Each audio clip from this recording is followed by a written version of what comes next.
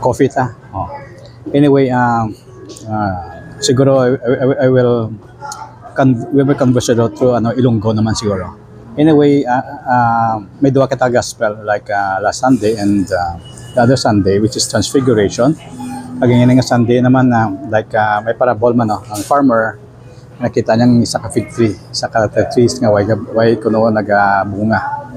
No, so gin asya o ginambala niya ang iyang farmer nga pwede i-chop outdo na kay way magapamunga. So ang farmer nagamba siya gaya na ko gaya na ko 1 year i-cultivate ko, i-fertilize ko para mamuhi.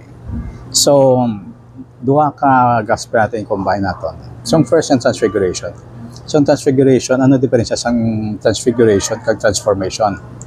Ang Transfiguration usually nag-change ka into a better, nag-change ka into brighter, beautiful, and upper level, the next level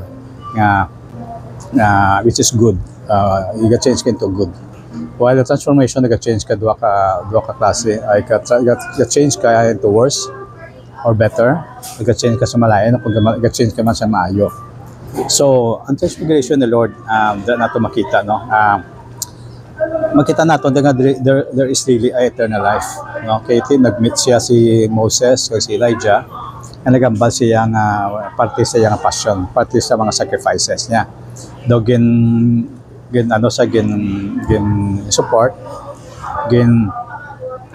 support sa kagitigaan sa encouragement no. Siyempre as a human, divine and human, sometimes ang human feeling ni Jesus siyempre sometimes ginakulbaan man no. Di ba kapila ka beses ganito sa magambal pero may nga in 3 days the son naman will hand it over to the chief priest and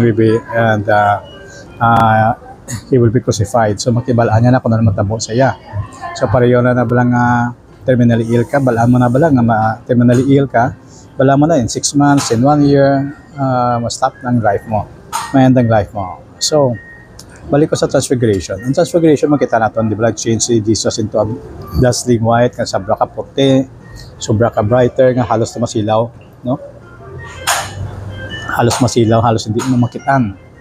Kaya ang balila ko naman, mga balila, kung makita mo ko ng God the Father, sobra ka silaw, hindi mo makita. Sobra halos to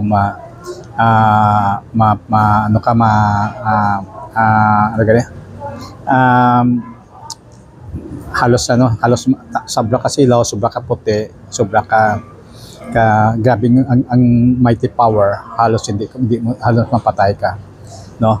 So this is a Transfiguration naton, makita nato no nga si Elijah kasi Moses, that was long before na wala na sila, di ba? Si Elijah gikuha sa chariot of fire, gidala sa heaven.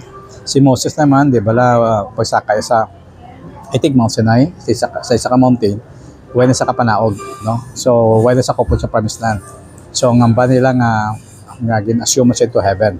So makita nato that after for many years, no, Jesus Christ no during sa Transfiguration na meet niya si Elijah kasi si Moses.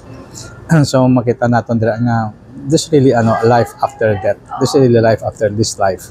So this Transfiguration we can also reflect, we can also signify nga kita no, we can transfigure man also. We can transfigure into a good self no, into a new self which is a brighter self. Hindi lang ginaton nga transformation because we can transform, we can change for worse or for better.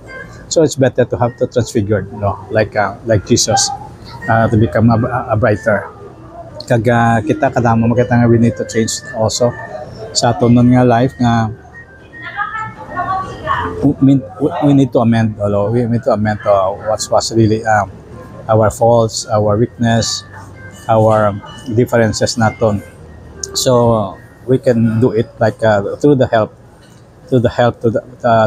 of the Holy Spirit by asking Him to transform us, renew us, and to give us a right spirit in us.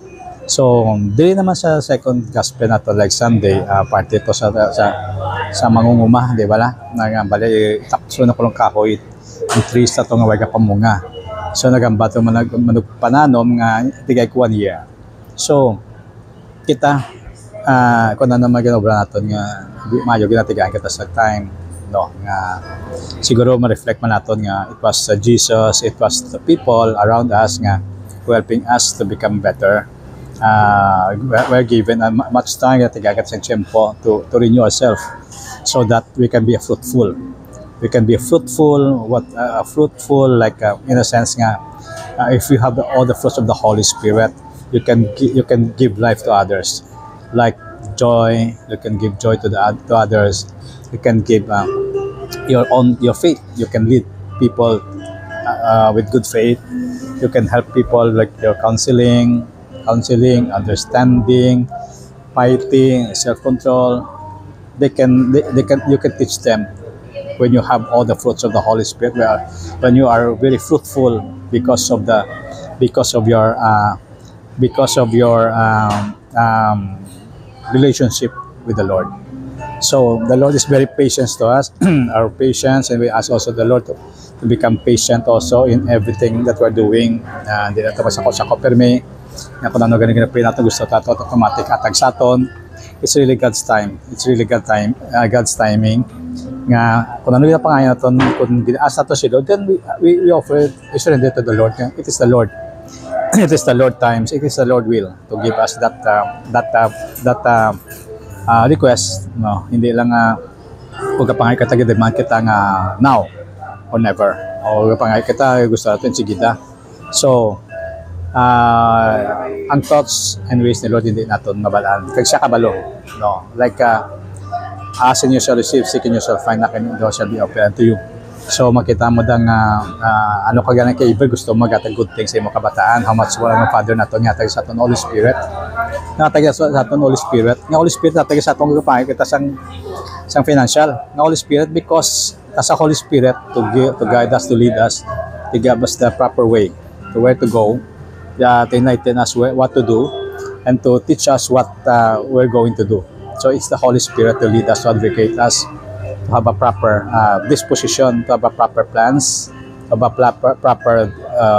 proper decisions, and proper way how to address all the finances, to give us patience, to be patient, the patience, and to be more patient to wait for God's time to help us. So again, this is ini si Brother Eli, dali na sa restroom. Kabay pa nga in a short time sa aton nga pag-istorya naman diri, no, we can also help you, no, what's really your reflections with the gospel transfigurations and unfruitful trees. So again, this is Eli, the restroom. To God be the glory. God bless. Okay.